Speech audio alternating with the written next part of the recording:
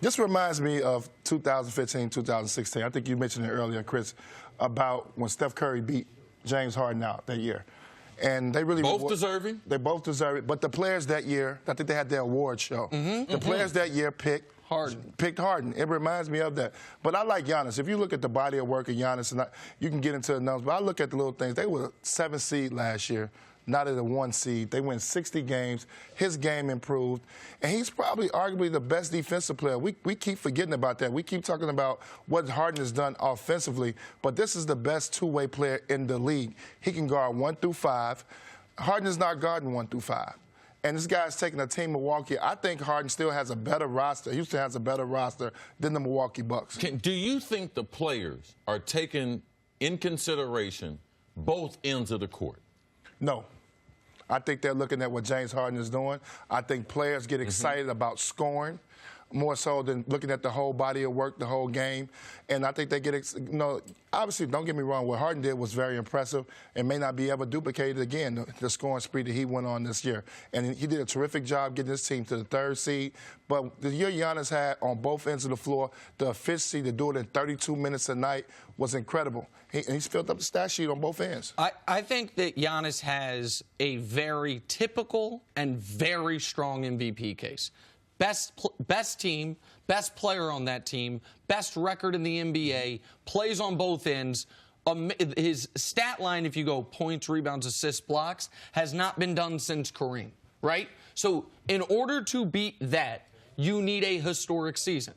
And I believe that's what James Harden has had. I think this has come down to the wire, but I agree with the players. I think James Harden's the MVP, and I would argue, because listen, Giannis' team has 60 wins. Harden's team all of a sudden has 53.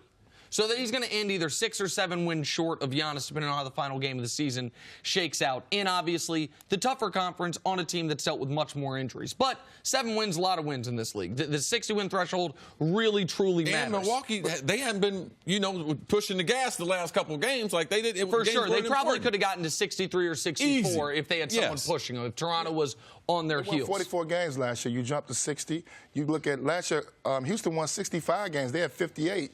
They're at 53 now. No. 53? Yes. More to your point. Yeah, no, I understand. Yes. If we are looking at this in the vacuum of the one season, the question I would ask is this.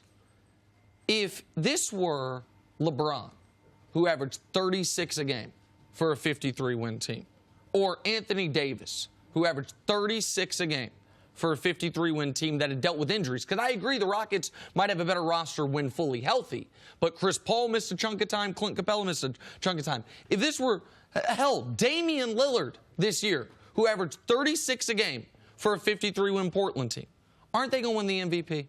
Like, I feel like the only... Yeah, but who's going to put up Giannis's numbers and not win MVP? If Anthony Davis, if he was on that team, they bring him and Boogie back, and he does what Giannis is doing. Getting those types of numbers a game, only on 17 shots. Harden's shooting 7 more shots a game, so he's supposed to be scoring. Bless you.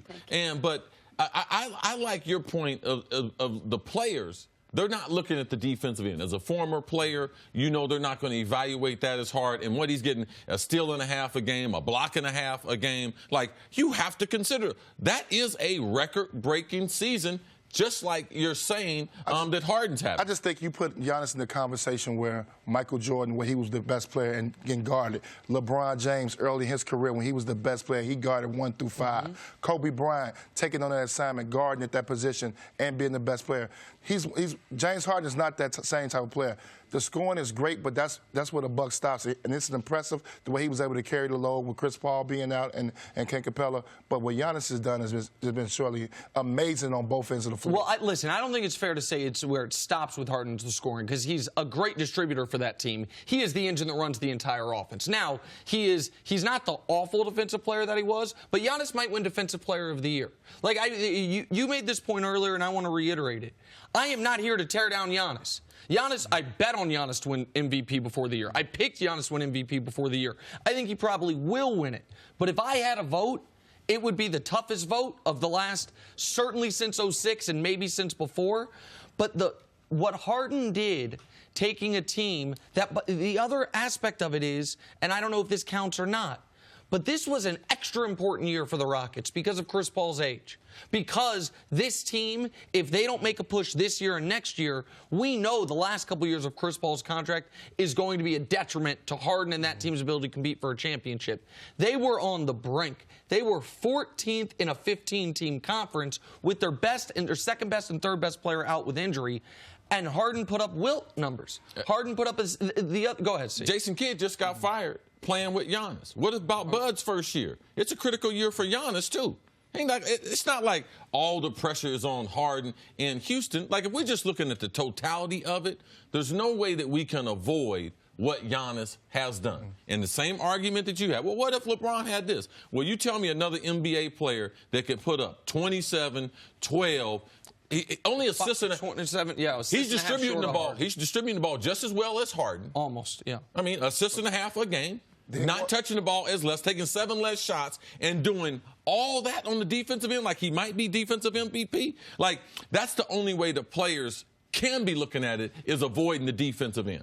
They're looking at the scoring, and I know that. That's how players look at it. If you put it in the hole, guys give you a lot of respect for that. And you get a lot of respect around the league when you can score the basketball. And Harden is did that an amazing thing, and obviously all the 30-point games. So they respect that. One thing I think, too, is they might be giving Harden a little bit of love because how consistent, and then they know he's worked on his game, his conditioning, to uptick the way it did in this season, because this is not his first time. So there might be a respect factor to how many seasons in a row that he's been able to do. And they know that if at the end of this 5-year stretch he comes away with only 1 MVP, that's not going to be totally justified, given the fact that he would have 3 seconds, and at least 2 of those 3, the players thought he was the MVP. All right. Thanks for watching. Subscribe here to get the latest from the show. Also, be sure to check out more of the best clips from First Things First, or go watch a few segments from our other shows on FS1.